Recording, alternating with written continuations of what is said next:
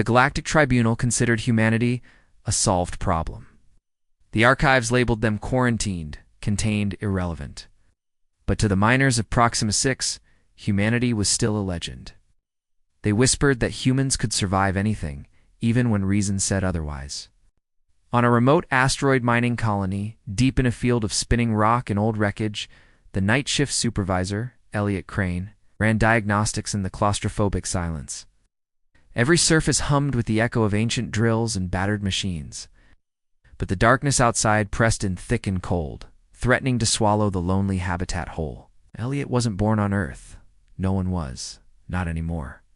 His parents called themselves Terran, but he'd only seen the blue planet in pixelated history files.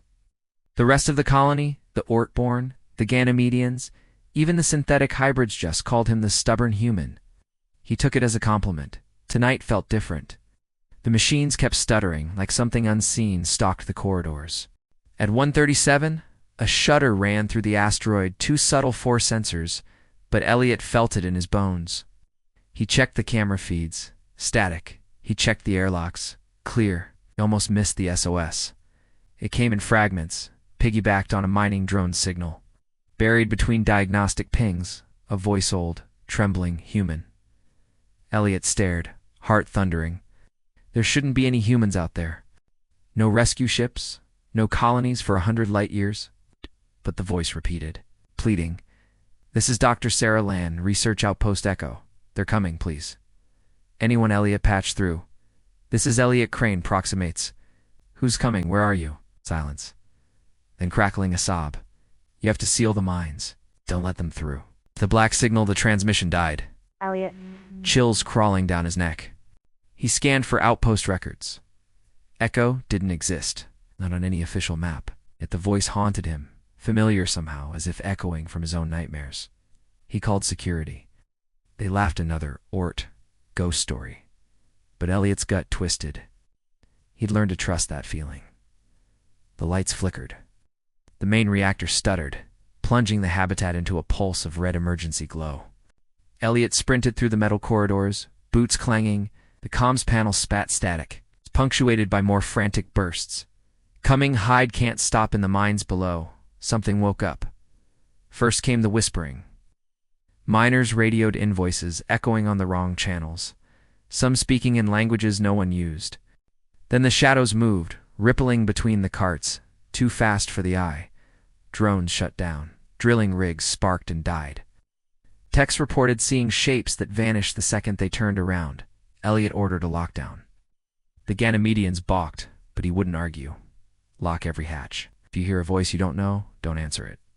If the lights go out, get somewhere safe and wait. And if you see anything strange, call me. No one argued after that. The darkness deepened, pressing against the thickest steel. Even the artificial gravity started to slip, making the air taste wrong. Eliot grabbed his old toolkit, more sentimental than useful, and made for the main shaft. The black signal was growing louder now, a pulse inside his skull. At the heart of the mine, deep below the colony, the drill teams found something impossible. A structure, buried in the rock, a perfect black sphere. Older than the asteroid, radiating unreadable code. The miners who got too close started talking in their sleep.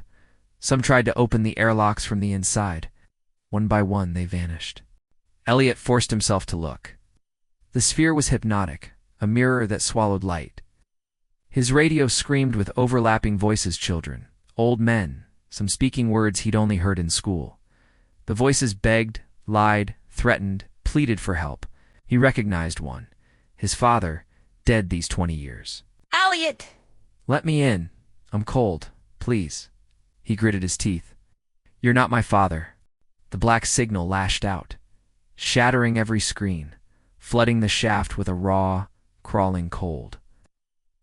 Eliot felt it trying to pull him apart, memories unraveling, hope leaking away, leaving only terror. But this was what humanity did best: stare into the abyss and refuse to blink. Eliot scrambled to the reactor core, where the last survivors, an ERT miner, a hybrid. A terrified maintenance bot huddled behind improvised barricades. The black signal battered at the doors, making them rattle and groan. Eliot saw the terror in their eyes, the urge to give up. He stood tall. Listen to me. That thing feeds on fear, on memories. It's a parasite. But it's not invincible. We're going to overload the core, seal the mine, and cut it off from the station. The hybrid shook her head, voice quivering. We'll die. Eliot looked her in the eye. Only if we give up. Earth's gone, but we're still here. It's gone, but we're still here. And we're not going out like this. They moved fast. The Ort miner armed every demolition charge they had. The hybrid hacked the ventilation, turning the colony's air into a shield of flame and plasma. As the sphere breached the last door, its surface writhed with impossible shapes, faces, claws, memories made flesh. Eliot faced it, heart pounding, voice steady. You want our fear? Take this instead. He hit the detonator. The blast lit up the asteroid, cracking the mine wide open, hurling the black signal into the void. The colony's shields buckled, then held. The sphere vanished, its voice cut off mid-scream. In the smoky aftermath, as air returned and the survivors coughed back to life, Eliot stared at the ruined shaft. He felt something deep inside, a tiny flame, stubborn and defiant. He sent one last message on every frequency. This is Proxima 6. Humanity endures. Oh, if you hear us, you are not alone. We fight for each other. We are never alone. The black signal didn't return. But in the dark, broken places of the galaxy, people started whispering about Proxima 6, how humans stared down the void and won not with guns, but with sheer stubborn hope. Centuries later, on a new world, a child listened to the tale of Eliot Crane and the black signal. She asked her grandmother if humans were real. Her grandmother smiled, eyes shining with pride. Oh yes, child, we're very real. We don't scare easy.